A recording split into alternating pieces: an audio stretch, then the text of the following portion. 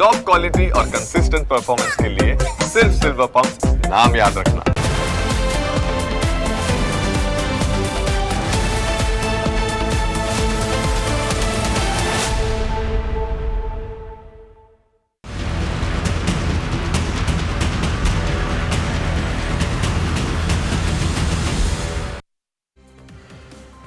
દરેક ખેડૂત માટે તેની જમીન જીવનની પૂંજી હોય છે। જમીનના ટુકડાના આધારે ખેડૂતોની પેઢીઓ તરી જતી હોય છે, કારણ કે જમીન પર ખેતી કરીને ખેડૂતો પોતાનું ગુજરાન ચલાવે છે। ખેતીના આધારે તેમનો પશુપાલનનો વ્યવસાય ચાલે છે। પેઢીઓ બદલાતી રહે છે, પણ જમીન જેમ હતી તેમની તેમ જ રહે છે, અને એટલે જ જમીનને સોનાની લગડી કહેવામાં આવે છે। પરંતુ બનાસકાંઠામાં આજકાલ જમીનોવાળા ખેડૂતો રાત્રે સારી ઊંઘ પણ નથી લઈ શકતા। તેમને જમીનો જવાનો ડર છે। રાતોરાત તેમના ખેતરો વચ્ચેથી રોડ પસાર થવાનો ડર છે, કારણ કે પાલનપુર બાયપાસ રોડ બનાવવા સરકારી તંત્રની કામગીરી શરૂ થઈ ગઈ છે, અને સામે ખેડૂતોનો આક્રમક વિરોધ પણ શરૂ થઈ ગયો છે। પાલનપુરના એરોમા સર્કલ પર ટ્રાફિકનું નિવારણ લાવવા માટે બાયપાસ રોડ બની રહ્યો છે। સોનગઢથી જગાણા સુધી અંદાજે 25 કિલોમીટરનો બાયપાસ કરોડ રૂપિયાના ખર્ચે મંજૂર થયેલો રોડ બની રહ્યો છે। આ રોડ વચ્ચે આવતા 16 ગામોના ખેડૂતોની જમીન સંપાદન થવાની છે, પરંતુ 1.5 વર્ષ પહેલાં જ્યારથી આ બાયપાસ રોડ મંજૂર થયો છે ત્યારથી જ ખેડૂતો વિરોધ કરી રહ્યા છે, કારણ કે આ રોડ બનાવવામાં ઘણા ખેડૂતોને આખા ખેતરો જાય છે।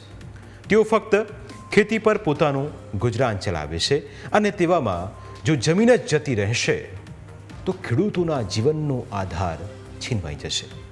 જે જમીન પર ખેડૂતોએ આખી જિંદગી પરસેવો પાડ્યો છે, જેમાંથી પાક લણ્યો છે, જે જમીનથી ખેડૂતો પૂજા કરે છે, જે જમીન પર હવે રોડ બનાવવાનું કામ ખેડૂતો માટે તેમના હૈયા પર ઘા સમાન છે, કારણ કે ખેડૂતોનું હૃદય તેમની જમીન માટે ધબકે છે। તેવામાં પોલીસના મોટા કાફલા સાથે DLR કચેરીના કર્મચારીઓ અને માર્ગ મકાન વિભાગના કર્મચારીઓ ખોડલા ગામની સીમમાં પહોંચ્યા અને ખૂંટ મારવાની પ્રક્રિયા હાથ ધરતા ગામના ખેડૂતોએ એકઠા થઈને સખત વિરોધ નોંધાવ્યો।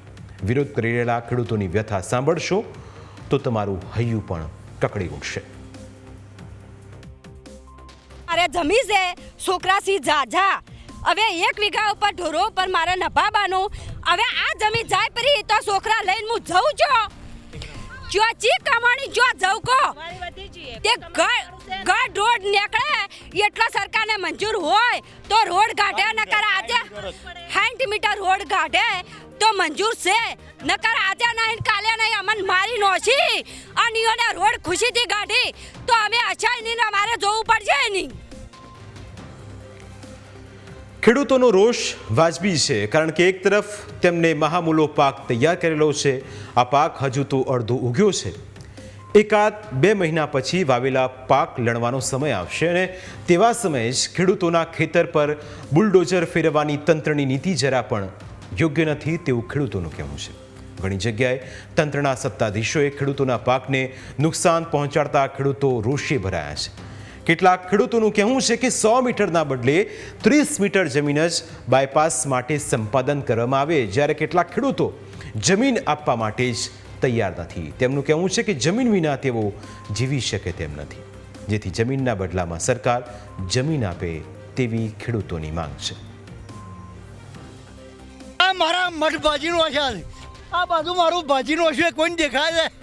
આ બધું આ વિડીયો ઉતારે, આ મારું ભાજીનો કને મને પૈસા આલ્યા છે, કોઈને સરકારને મને ચેક આલ્યો છે? આ શેડાઈના બિયારણના પૈસા કુણેનો ભાવ ભરશે? પૈસા કુણા છે આ ભાજીનો ખેડે? એના પહેલાં તો વાત એ છે આ એને કરવું હોય તો કરે, ઓનું વળતર આલે ને મારે તો વળતર નહીં જોઈતું ભાઈ, મારે તો હોમે એટલી જમી આલે ને પોણીવાળી મને જમી આલે તો મારે જમી ગણીએ હું જીવું કે ના ઉપર કોણ હાલશે મને એ વાત કરો? કોઈ હાલવા આવશે? આ તો બધા એના પગારદારી તે દંડા લઈને મારવા આવી ગયા છે બધા, ઈઓને તો મોટા પગાર લેવા છે, પણ આ મારું ભાજીનો શોનું શું? અને હું ચો રહ્યો છો હું એ વાત કરો। ખેડૂતોને યોગ્ય વળતર મળ્યું નથી અને વળતર ન મળતા જ ખેડૂતો નારાજ છે. યોગ્ય વળતર મળે તે માટે ખેડૂતોએ મુખ્યમંત્રીથી લઈને હાઈકોર્ટ સુધી અરજીઓ કરી છે, પરંતુ ખેડૂતોને તેમની રજૂઆતોનું કોઈ જ પરિણામ મળ્યું નથી, કારણ કે સરકારી તંત્રએ ખેડૂતોના ખેતરોમાંથી રસ્તો કાઢવાનું મન બનાવ્યું છે અને એટલે જ હવે ખેડૂતોની માલિકીની જમીન પર પણ બુલડોઝર ફરવા લાગ્યું છે અને તે પણ પોલીસને સાથે રાખીને.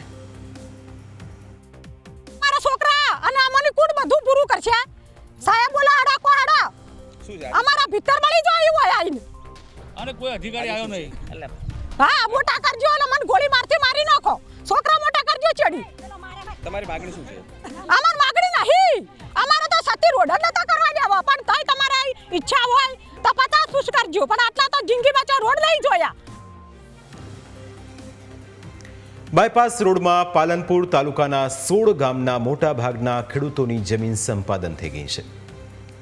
ખેડૂતોનું કહેવું છે કે 60 મીટર સુધી જમીન સંપાદન કરે તેનો વાંધો નથી, પરંતુ 100 મીટર જમીનનું સંપાદન તેઓ નહીં થવા દે. આ મામલે તેઓ છેલ્લા 1.5 વર્ષથી વિરોધ કરી રહ્યા હતા, તેમ છતાં તંત્ર ટસનું મસ થવા તૈયાર નથી. જ્યારે મીડિયાએ તંત્રને ખેડૂતોની માગણી વિશે પૂછતા તેમણે જવાબ આપવાની ના પાડી તેમના ફાંફા વળી ગયા અને તેઓ આડાઅવળા જવાબ આપવા લાગ્યા. 11ના જાહેરનામાની અંદર જાહેર ક્ષેત્રો ઉપર દરેક જ પ્રકારની વહીવટી પ્રક્રિયાઓ પૂર્ણ કરેલી છે અને દરેક જ વસ્તુઓ જાહેર ક્ષેત્ર ઉપર મૂકેલી છે. 100 ફૂટની જગ્યાએ ખેડૂતોની માંગ છે કે 60 ફૂટ કરવામાં એ વિષય અત્યારના હાલના કામગીરીના અનુસંધાને નથી. આપ પણ સોફ્ટ કોપી બતાવી શકો છો ને ખેડૂતોને અત્યારે? એ વિષય અત્યારે સોફ્ટ કોપી મારી હસ્તક નથી. અત્યારે જે કામગીરીમાં આપણી હસ્તક ચાલુ છે એ ચાલુ છે. એક તરફ ખેડૂતોની મહામૂલી જમીન છે અને બીજી તરફ તંત્રનું બુલડોઝર છે. તેવામાં હવે સરકારી તંત્ર ખેડૂતોની માંગ સ્વીકારશે કે કેમ તે એક મોટો પ્રશ્ન છે. આશા રાખીએ કે આ મામલે ખેડૂતોને તેમની જમીનનું યોગ્ય વળતર મળે અને આખા મુદ્દાનો શાંતિપૂર્વક ઉકેલ આવે. અમારી વિશેષ રજૂઆતમાં સમય થયો છે બ્રેકનું. બ્રેક બાદ અન્ય મુદ્દા વિશે વાત.